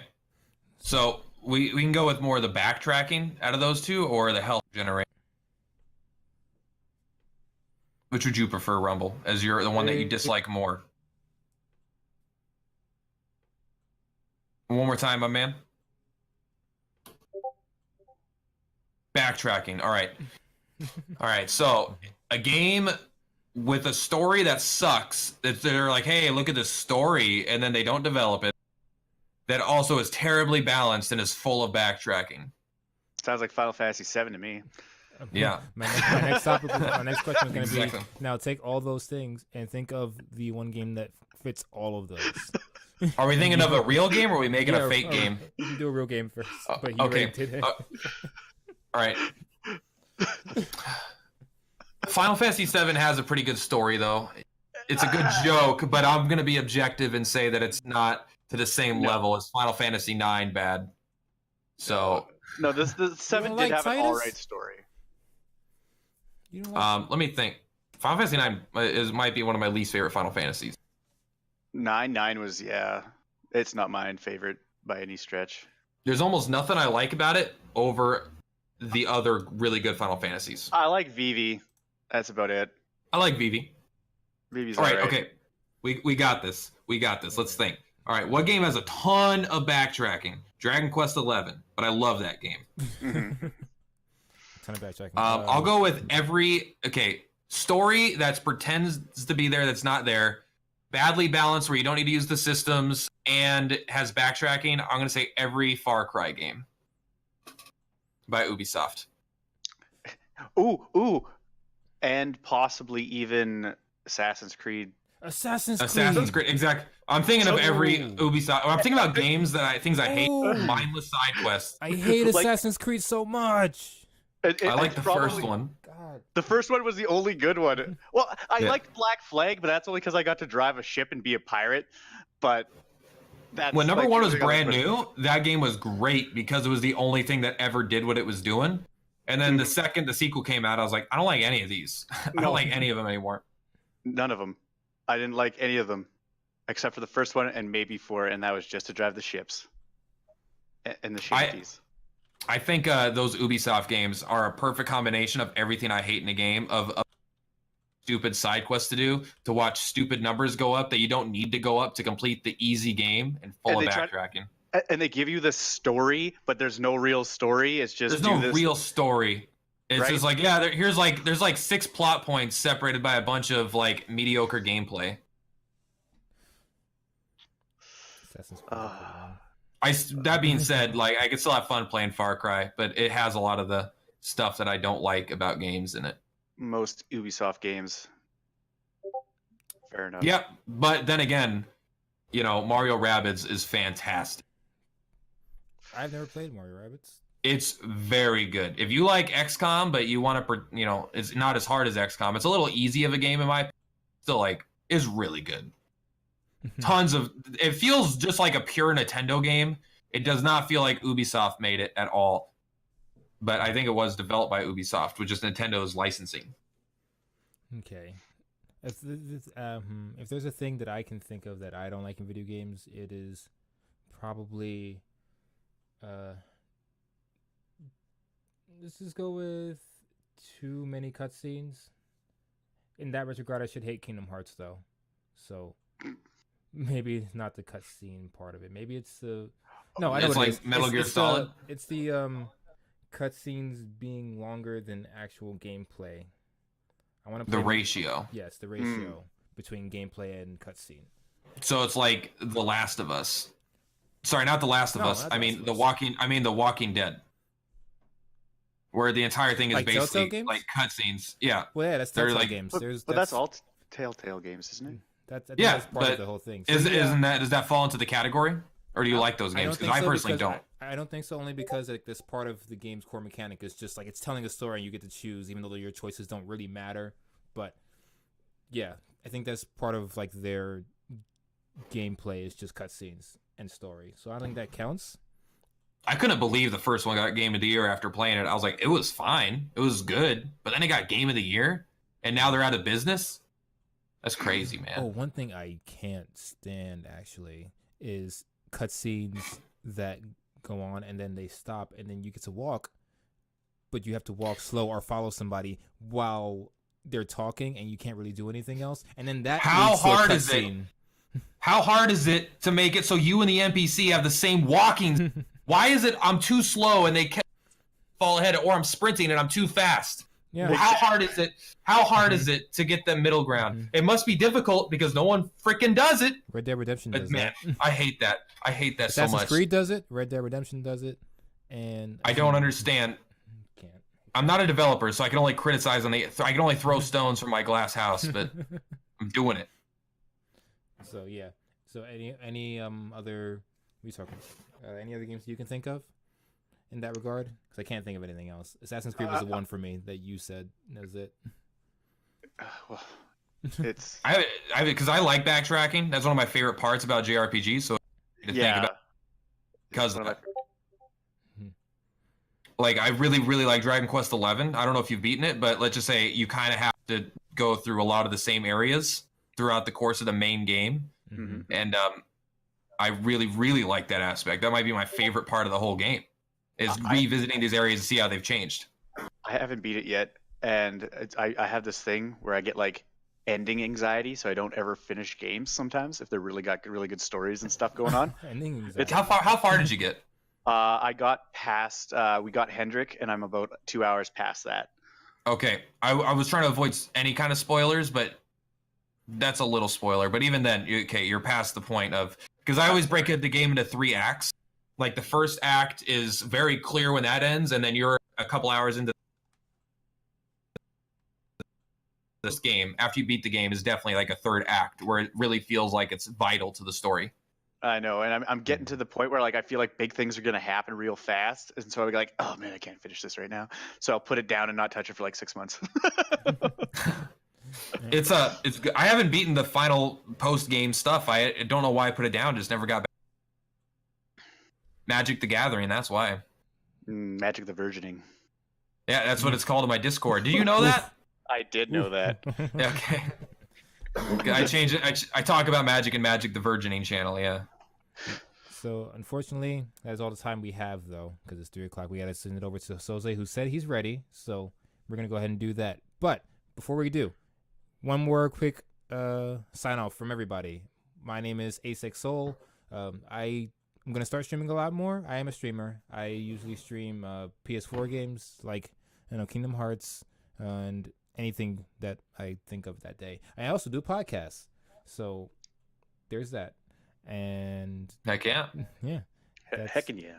I love CSS a lot. They're the only team I have been in out of the 5 teams that I've been in that have made me feel really special and like family. So I love all these nerds. And go ahead, Morbid. I am Morbid Killjoy. Also the dude of the North. And I want to say that I stream some stuff, some older games, some newer games. I personally prefer JRPGs. One of the co-founders of the Coalition of Salty Streamers.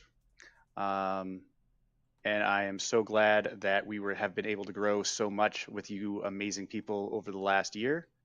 And I'm hoping for, more and more things to come in the future with everyone. And I appreciate all the participation and everything that you guys do. It's awesome. All right, perfect. Awesome. Your turn. Well, I am the Perplatypus, and you guys know me. I stream. I'm just showing off my merch there. I stream kind of all kinds of things. Right now, I just came out with a new schedule. I'm trying to do 2 days of Metro Exodus right now. I'm playing Magic every single week. I like having a couple continuing games that are like multiplayer that I don't really get old, because it's always about a new PvP experience. But I play old JRPGs. I'm going through all the Final Fantasies. I'm not playing any currently, but my next on the list is Final Fantasy 13, which will be a good one, and finishing Final Fantasy 5. But I'm gonna beat all the mainline Final Fantasy. I bet I like 13 more than I like 9. I'm bet you that right now. Okay. I don't know if I will though. Honestly, man, I played 10 minutes of that game, turned it off, and I've never touched it again. That's what she said. Ayo. All right, so Rumble said he wants to try and say his stuff. So go ahead and Rumble. It's all you. Can I be heard or? Yes, you can be heard. Yep. Okay. Well, I am. I do my YouTube channel. If you're in the mods or check me out. Become a part of Rumble Mania. Do it. Become a part of Rumble Mania, or else. Do the thing. I think that's trademarked, but you know what? I'm into it. Just take everything. It's fine. I don't care. Yeah, I don't care if it's trademark. I'm still taking it.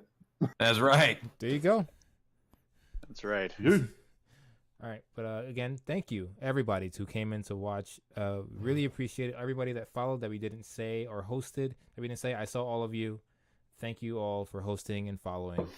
And we're gonna pass it over now to Soze. Soze and Morbid, I believe, right? Soze and Morbid. Yep. So you'll see Morbid again in a second. But until then, guys, take care. We'll see you later. We love you all. and enjoy the rest of your 48-hour stream. We have how many hours has it been so far? We have many behind us and many more to go. Mhm. Math with Perplat. So far, it has been 3 hours. So 45 hours left. Let's do this. All right. See you, everybody. Bye-bye. Bye.